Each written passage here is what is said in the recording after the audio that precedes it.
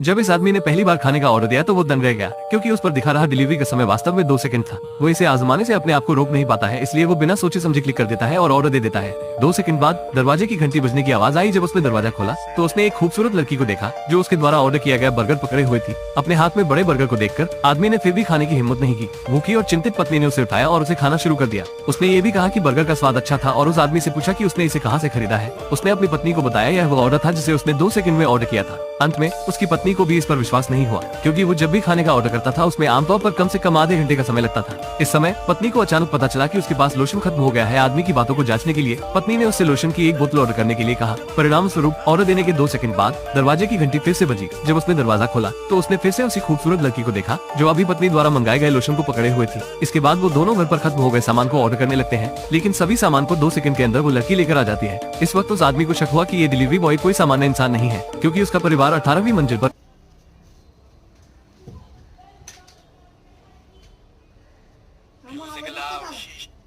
आवाज उसका था।